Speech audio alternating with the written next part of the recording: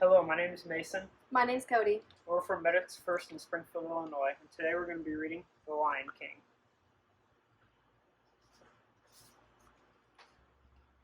As the morning sun rose high over the African plain, animals and birds gathered at the foot of Pride Rock. This was a very special day. The animals bowed when they saw the new prince, Simba, before them. King Mufasa and Queen Sarabi, watched as Rothki presented their newborn son to the kingdom. Simba grew into a playful and curious cub. Early one morning, Mufasa brought Simba to the top of Pride Rock. Everything the light touches is our kingdom, he told his son. One day, Simba the sun will set on my time here and will rise with you as the new king. We are all connected in the great circle of life. Later that day, Simba went to see his uncle Scar. My dad just showed me the whole kingdom, the cub bragged, and I'm gonna rule it all. Now, Scar was angry that he was no longer next in line to be king. He was plotting to get rid of his new prince. He asked slyly if Mufasa had shown him what was beyond the northern border. Well, no, said Simba sadly. He said I can't go there. And he's absolutely right, said Scar. Far too dangerous. Only the bravest lions go there.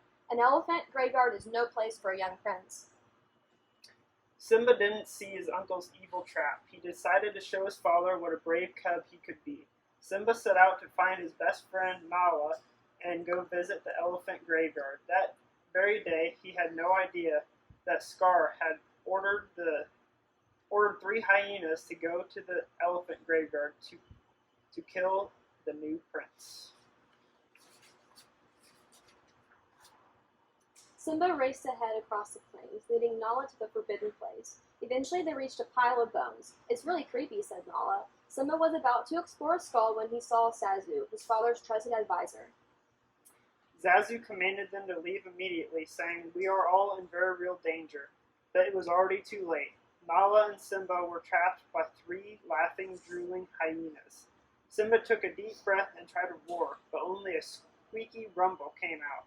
The hyenas laughed even more. All Simba took another deep breath. Roar! The 3 hyenas looked around into the eyes of King Mufasa! His giant paw struck one of the hyenas as he growled, "If you ever come near my son again." The hyenas fled, howling into the mist before he could finish. Mufasa scolded his son on the way home. "You deliberately disobeyed me. I was just trying to be brave, like you," said Simba softly. "Being brave doesn't mean you go looking for trouble," replied Mufasa. The moon shone brightly above them, and the stars twinkled in the dark sky. Mufasa stopped. "Look at the stars. The great kings of the past look down on us from those stars. So whenever you feel alone, just remember that those kings will always be there to guide you, and so will I." Meanwhile, Scar came up with another plan to get rid of King Mufasa and Simba. Scar led Simba down a steep gorge. Then Scar signaled the hyenas to frighten a herd of wildebeests. The wildebeests stampeded towards Simba. Hearing the thunder of hooves, Mufasa raced to the rescue. "Hold on, Simba," he cried. The king rescued his son, but he could not save himself, for Scar pushed him into the stampede of wildebeests. When the stampede was over, Simba ran to his father's side. "Dad," he whimpered, nuzzling Mufasa's mane, but the king did not reply, and Simba started sobbing. Simba, said Scar coldly, "What have you done? The king is dead, and if it weren't for you, he'd still be alive. What will your mother think?"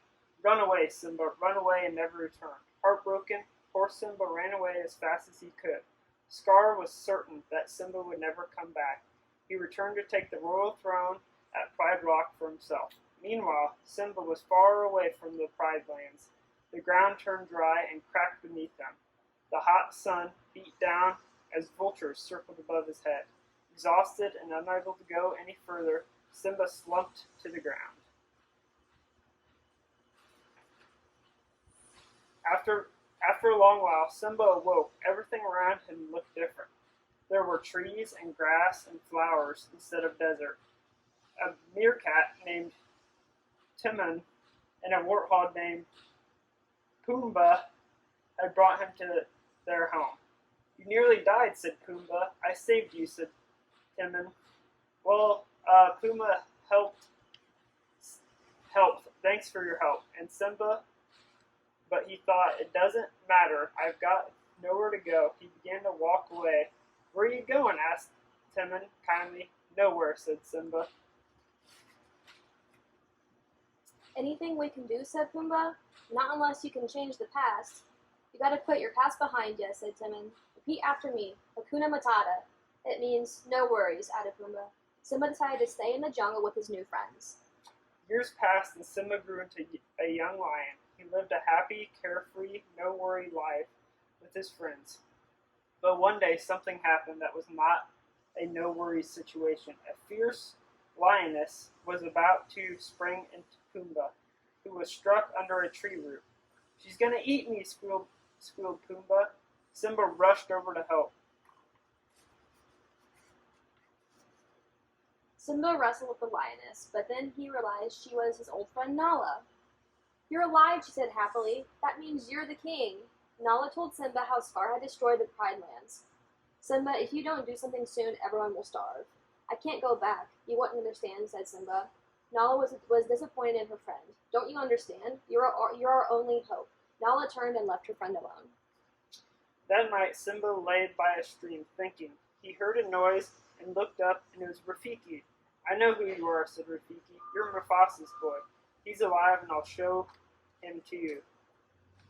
You follow Rafiki. Come on. Simba followed Rafiki and wandered to the edge of the stream. As Simba looked into the water, his reflection changed shape and became his father's. He heard Mufasa's voice from the stars. Simba, remember who you are. You are my son and the one true king. Then the reflection of Rafiki disappeared. I am going back, decided Simba. Meanwhile, back at the Pride Lands, storm clouds had gathered and a lightning bolt scorched the earth.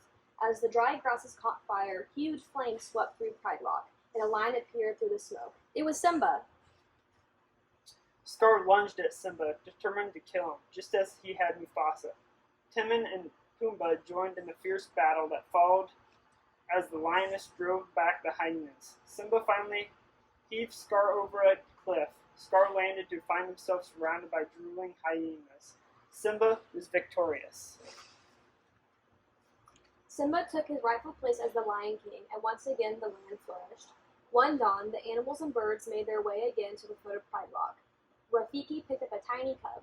He showed the new princess, the daughter of King Simba and Queen Nala, to the cheering crowd below. The circle of life would continue. The end.